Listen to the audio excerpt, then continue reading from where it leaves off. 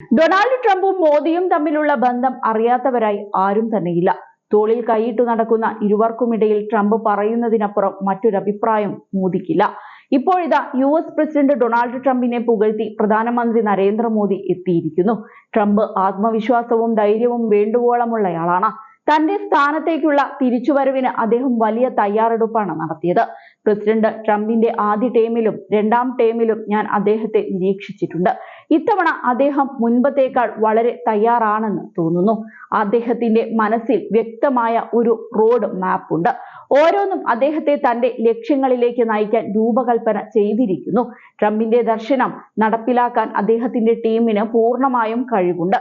അദ്ദേഹത്തിന്റെ ടീമിലെ അംഗങ്ങളെ കാണാനുള്ള അവസരവും എനിക്ക് ലഭിച്ചു. അദ്ദേഹം ശക്തരും കഴിവുള്ളവരുമായ ഒരു സംഘത്തെ ഒരുമിച്ച് ചേർത്തിട്ടുണ്ട്. തുളസി ഗബാർഡ്, വിവേക് രാമസ്വാമി, എലോൺ മസ്ക് തുടങ്ങി നിരവധി ആളുകളെ ഞാൻ കണ്ടുമുട്ടി. ഒരു കുടുംബത്തിന് സമാനമായ അന്തരീക്ഷമാണ് എനിക്ക് അനുഭവപ്പെട്ടതെന്ന് മോദി എടുത്തു പറഞ്ഞു. ഹൂസ്റ്റണിൽ നടന്ന ഹൗഡി മോദി പരിപാടിയിൽ ട്രംപിനൊപ്പം വേദി പങ്കിട്ട നിമിഷം മോദി അനുസ്മരിച്ചു. വലിയൊരു ഇന്ത്യൻ പ്രവാസി സമൂഹം പരിപാടിക്കായി ഒത്തുകൂടിയതിനാൽ ആ പരിപാടി തനിക്ക് അനുസ്മരണീയമായിരുന്നുവെന്നും അദ്ദേഹം പറഞ്ഞു. ഹൂസ്റ്റണിൽ ഞങ്ങൾക്ക് ഒരു പരിപാടി ഉണ്ടായിരുന്നു, ഹൗഡി മോദി.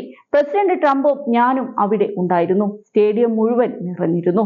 US-ലെ ഒരു രാഷ്ട്രീയ റാലിക്ക് ഇത് അസാധാരണമായിരുന്നു. ഇന്ത്യൻ പ്രവാസികൾ വൻതോതിൽ ഒത്തുകൂടി. പരിപാടിയെ അഭിസംബോധന ചെയ്ത് ഞങ്ങൾ രണ്ടുപേരും പ്രസംഗിച്ചു. അദ്ദേഹം താഴെയിരുന്നു. എന്റെ പ്രസംഗം ശ്രദ്ധിച്ചു. അതാണ് അദ്ദേഹത്തിന്റെ വിനയം. ഞാൻ വേദിയിൽ നിന്ന് സംസാരിക്കുമ്പോൾ അമേരിക്കൻ പ്രസിഡന്റ് സദസ്സിൽ ഇരിക്കുകയായിരുന്നു. സമ്മേളനത്തെ അഭിസംബോധന ചെയ്ത ശേഷം ജനങ്ങൾക്കിടയിലൂടെ നടക്കാൻ താനാണ് ട്രംപിനെ ക്ഷണിച്ചത്. US-ലെ കർശനമായ സുരക്ഷാ പ്രോട്ടോകോളുകൾ പ്രകാരം അത് അസാധാരണമാണെങ്കിലും ട്രംപ് ഒരു മടിയും കൂടാതെ സമ്മതിച്ചുവെന്നും തന്നോടൊപ്പം നടക്കാൻ തുടങ്ങിയെന്നും മോദി പറഞ്ഞു. പരസ്പര വിശ്വാസത്തിന്റെ വികാരമായിരുന്നു അപ്പോൾ എനിക്ക് തോന്നിയത്.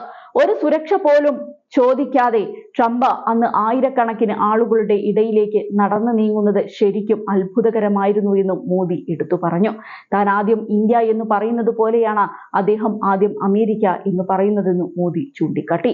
വിവിധ അവസരങ്ങളിലും വ്യത്യസ്ത സന്ദർഭങ്ങളിലും അദ്ദേഹം തന്നെ പരസ്യമായി അഭിനന്ദിക്കുന്നത് അദ്ദേഹത്തിന്റെ ഹൃദയ വിശാലതയെ സൂചിപ്പിക്കുന്നുവെന്നും മോദി പറയുകയുണ്ടായി. അതേസമയം Russian president Vladimir Putin, Ukraine president Zelensky, Chinese president Xi Jinping ഉൾപ്പെടെയുള്ള ലോക നേതാക്കളുമായുള്ള ബന്ധത്തെക്കുറിച്ച് മോദി വാതോരാതെ പ്രസംഗിച്ചിരുന്നു. പോഡ്കാസ്റ്ററും AI ഗവേഷകനുമായ ലെക്സ് ഫ്രിഡ്മാനുമായുള്ള പോഡ്കാസ്റ്റിലാണ് രാഷ്ട്രതലവന്മാരുമായി താൻ പുലർത്തുന്ന അടുപ്പത്തെക്കുറിച്ച് പ്രധാനമന്ത്രി പറഞ്ഞത്.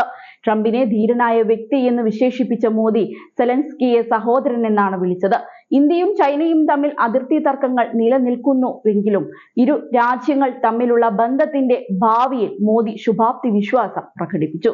ഷിയുമായി അടുത്തിടെ നടത്തിയ കൂടിക്കാഴ്ചയ്ക്ക് ശേഷമാണ് അതിർത്തിയിൽ സ്ഥിതിഗതികൾ സാധാരണ നിലയിലായത്. 2020 മുൻപുള്ള അവസ്ഥയിലേക്ക് കാര്യങ്ങൾ കൊണ്ടുവരാൻ ഞങ്ങൾ ഇപ്പോൾ പ്രവർത്തിക്കുകയാണ്.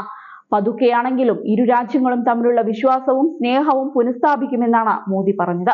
അതേസമയം പാകിസ്ഥാനെതിരെ രൂക്ഷ വിമർശനമാണ് മോദി നടത്തിയത്. ലോകത്തിലെ മുഴുവൻ ഭീകര പ്രവർത്തനങ്ങളുടെയും പ്രഭവ കേന്ദ്രമാണ് പാകിസ്ഥാൻ. സമാധാന ശ്രമങ്ങൾ പാകിസ്ഥാന്റെ ചതിയിലാണ് കലാശിച്ചതെന്ന് മോദി കുറ്റപ്പെടുത്തി.